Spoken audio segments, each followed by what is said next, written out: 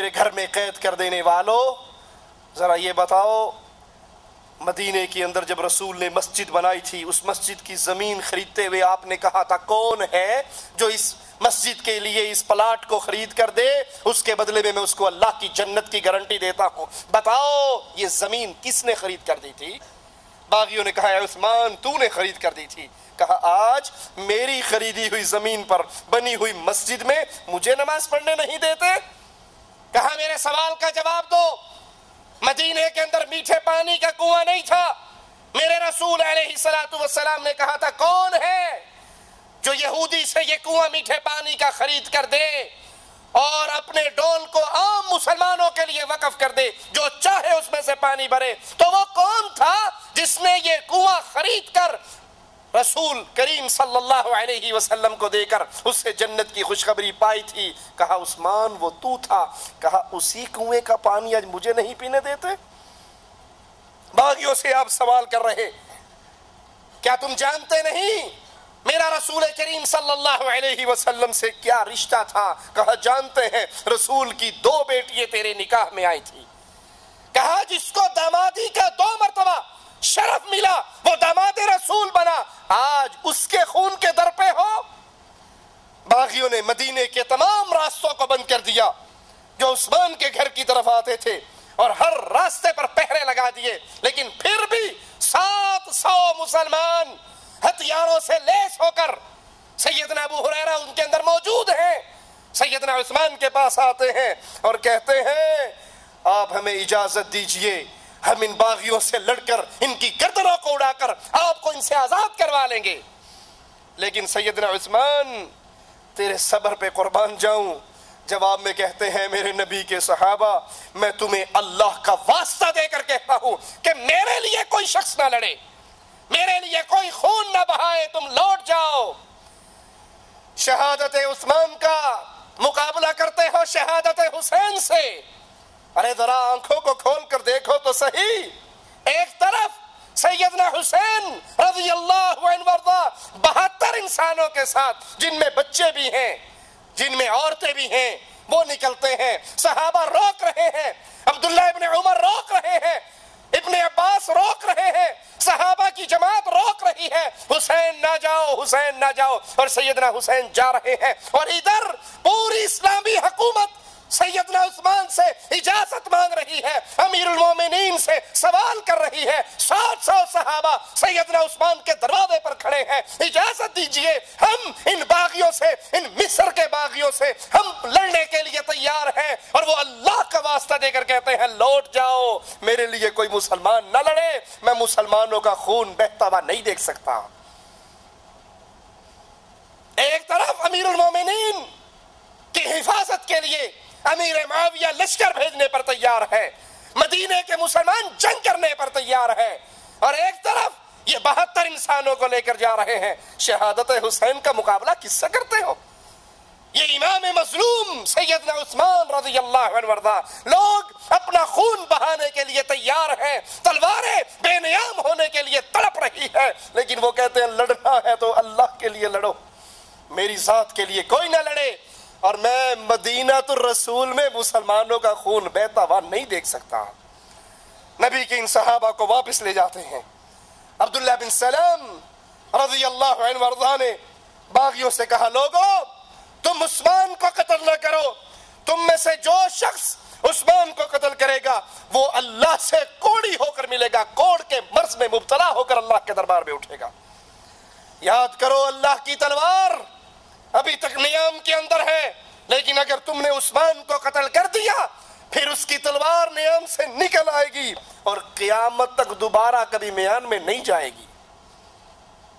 یہ تلوار ابھی نیام کے اندر ہے، ان کی شہادت سے فتنے کے دروازوں کو نہ کھولو، اور اگر تم نے یہ جرم کر لیا پھر وہ تلوار نکل آئے گی، فتنوں کا دروازہ کھل جائے گا، اس کو دوبارہ نیام میں کوئی داخل نہ کر سکے گا۔ باغیوں نے سیدنا علی کو اپنے مطالبات دے کر سیدنا عثمان رضی اللہ عنہما کے پاس بھیجا۔ سیدنا علی پہنچے، کہا اللہ کی قسم اے عثمان میں نہیں جانتا تجھے کیا کہوں، میں کوئی ایسی بات نہیں جانتا جس کی خبر آپ کو نہ ہو، میں کوئی ایسا امر نہیں جانتا جو آپ کو بتلاؤں اور آپ اس سے واقف نہ ہو. جتنا علم آپ کو ہے اتنا ہی ہمیں ہے. مجھے آپ پر سبقت کی کوئی وجہ نہیں دکھائی دیتی. جو آپ نے نبی سے سنا ہم نے سنا, جو آپ نے نبی کو کرتے دیکھا وہ ہم نے کرتے دیکھا. آپ بھی نبی کی صحبت میں رہے, ہم بھی نبی کی صحبت میں رہے. ابو بکر و عمر بھی حق پر عمل کرنے میں آپ سے افضل نہیں تھے.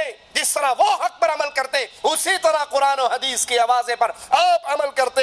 آپ ان دونوں سے بڑھ کر, ابو بکر و عمر سے بڑھ کر رسول اللہ صلی اللہ علیہ وسلم کے قرابت دار, آپ کو داماد رسول بننے کا 2 مرتبہ شرف حاصل ہوا جو ان کو نہیں حاصل ہوا.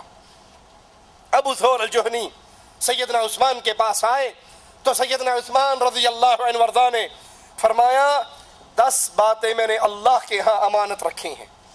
پہلی بات, میں چوتھا مسلمان ہوں, چوتھا آدمی ہوں جس نے محمد کریم صلی اللہ علیہ وسلم کے ہاتھ پر بیعت کی. رسول کی 2 بیٹیاں میرے نکاح میں آئی, یہ شرف اور کسی کو نہیں ملا. میں نے کبھی گانا نہیں گایا, کبھی راگ نہیں گایا, میں نے کبھی برائی کی خواہش نہیں کی. جب سے میں نے نبی کے ہاتھ پر بیعت کی ہے, جب سے میں نے نبی کے ہاتھ میں بیعت کی, میں نے اپنا دایاں ہاتھ کبھی اپنی شرمگاہ کو نہیں لگایا. ہر جمعے کو میں ایک غلام اللہ کے لیے آزاد کرتا ہوں, اور اگر کسی جمعے کو میرے پاس غلام نہ ہو تو میں اگلے جمعے کو اس کی قضا ادا کرتا ہوں. زمانہ جاہلیت میں یا اسلام میں, دونوں زمانوں میں میں نے کبھی چوری نہیں کی. زمانہ جاہلیت یا اسلام میں نے کبھی زنا نہیں کیا. اور 10ویں بات, میں نے قرآن کریم کو محمد کریم صلی اللہ علیہ وسلم کے دور کے مطابق جمع کیا. یہ 10 باتیں میری اللہ کے ہاں امانت ہے.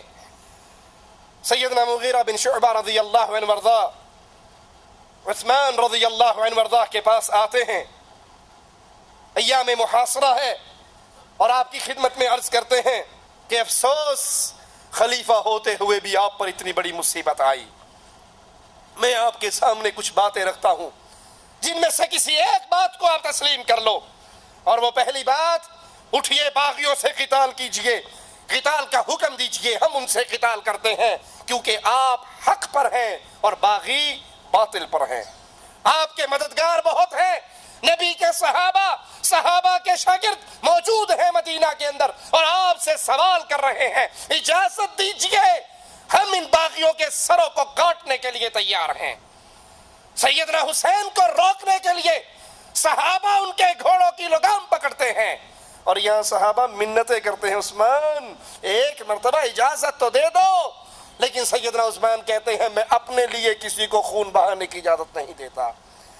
اگر آپ کو یہ منظور نہیں تو مکہ تشریف لے جائیے, حرم کی وجہ سے مکہ کے اندر کوئی آپ کو نقصان نہیں پہنچا سکے گا. یا شام چلے جائیے, امیر معاویہ آپ کی حفاظت فرمائیں گے. آپ نے جواب میں کہا نہ میں لڑائی لڑوں گا کہ میں خلیفۃ المسلمین ہو کر مسلمانوں کا خون بہانا نہیں چاہتا, مکہ بھی نہیں جاؤں گا اور شام میں جانا پسند نہیں کرتا کیونکہ مجھے دار الہجرت اور پڑوس رسول سے مفارقت پسند نہیں ہے. میں اپنے نبی کے پڑوس کو چھوڑنا نہیں چاہتا, اور اس مدینے میں ہجرت کر کے آیا تھا, اپنے اس ہجرت والے گھر کو بھی ترک کرنا نہیں چاہتا. مرہ بن کعب کہتے ہیں اگر میں نے رسول اللہ صلی اللہ علیہ وسلم سے ایک حدیث نہ سنی ہوتی تو میں کبھی کھڑا نہ ہوتا. آج میں تمہیں اپنے نبی کی وہ حدیث سناتا ہوں. میرے نبی کریم صلی اللہ علیہ وسلم نے فتنوں کا ذکر کیا اور کہا یہ قریب ہی ظاہر ہونے والے ہیں, اور اتنی دیر میں ایک شخص منہ پہ کپڑا لپیٹے ہوئے وہاں سے گزرا. نبی فتنوں کا ذکر کر رہے ہیں, فتنوں کی قربت کا ذکر کر رہے ہیں کہ ان قریب فتنوں کا ظہور ہونے والا ہے. ایک شخص منہ پہ کپڑا لپیٹے ہوئے وہاں سے گزرا تو اللہ کے رسول صلی اللہ علیہ وسلم نے فرمایا اس فتنے پر جو ابھی قریب ظاہر ہونے والا ہے, یہ شخص جو جا رہا ہے اس دن یہ ہدایت کے راستے پر ہوگا. مرہ بن کعب کہتے ہیں میں فوراً اٹھا اور اس شخص کو جا لیا, اس کے چہرے سے کپڑا اتارا تو وہ سیدنا عثمان بن عفان رضی اللہ عنہ وارضاہ تھے. میں نے ان کے چہرے کو پکڑ کر رسول اللہ صلی اللہ علیہ وسلم کی طرف کیا اور کہا اللہ کے نبی کیا آپ اس کے بارے میں کہہ رہے ہو؟ آپ نے فرمایا ہاں یہی وہ ہے جو اس فتنے کے دن ہدایت کے راستے پر ہوگا۔ لیکن باقی ان تمام باتوں کو سن کر نہ انہوں نے سمجھنا تھا نہ ان کا یہ مقصد تھا، وہ تو اسلامی حکومت کے اندر فتنہ برپا کرنے کے در پر تھے، وہ تو عثمان کے خون کے پیاسے تھے۔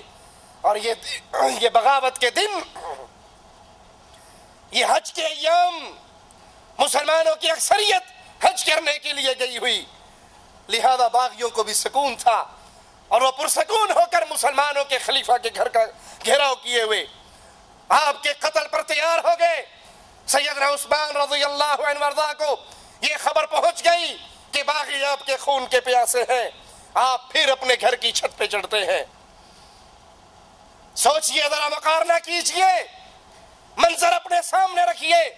ایک طرف یہ منظر ہے، سیدنا حسین کہہ رہے ہیں کربلا کے میدان میں مجھے واپس جانے دو، میں لڑنے کے لیے نہیں آیا، مجھے تو کوفیوں نے خط لکھ کر بلایا تھا، اگر یہ کوفی اب میری مدد نہیں کرنا چاہتے تو مجھے واپس جانے دو، مجھے یزید کے پاس جانے دو، میں اپنا ہاتھ یزید کے ہاتھ میں دینے کو تیار ہوں، یا مجھے کافروں کی سرحد پہ جانے دو، میں ان سے جہاد کر کے شہادت کے رتبے پر فائز ہو جاؤں۔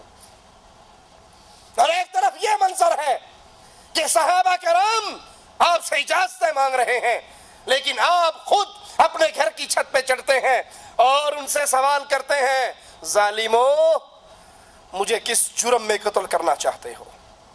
کیونکہ اسلام میں کسی انسان کو قتل کرنے کی صرف 3 وجہ ہیں، وہ مسلمان مرتد ہو جائے تو اس کو قتل کر دیا جائے۔ کیا میں مرتد ہو چکا ہوں اپنے دین سے؟ مجھے اس جرم میں مارنا چاہتے ہو؟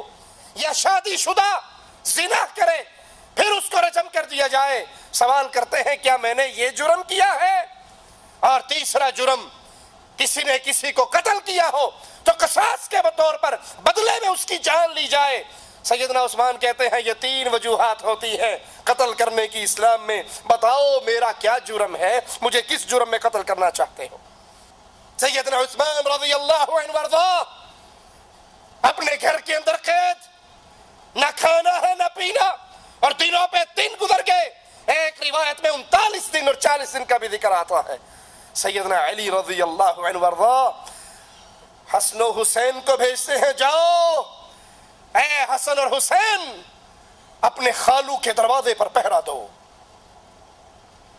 اس کے دروازے کی چوکیداری کرو، جس سے اللہ کے فرشتے بھی حیا کیا کرتے تھے۔ اور علی اپنے بیٹوں سے اتنا پیار کرنے والے، حسن و حسین کو اتنی محبت سے پکارنے والے کہ کہنے والے نے کہا علی حسن اور حسین کو اتنے ادب سے کیوں بلاتے ہو؟ ہے تو تیرے ہی بیٹے۔ کہا لوگو میں اپنے بیٹوں کو ادب سے نہیں بلاتا، محمد کے نواسوں کو ادب سے بلاتا ہوں۔ اتنی محبت حسن سے اور حسین سے، اور آج حسن و حسین امام مظلوم سیدنا عثمان کے دروازے پر پہرا دینے کے لیے کھڑے ہیں۔ مجالس حسین میں عثمان کو گالیاں دینے والوں، اس کے ایمان کا انکار کرنے والوں، اس کے اہل جنت میں ہونے کا انکار کرنے والوں، تمہارا حسنین کریمین سے کوئی رشتہ ہے؟ جس کے نام پہ مجلس برپا کرتے ہو وہ تو عثمان کے دروازے کا پہرے دار بنا ہوا، اور عثمان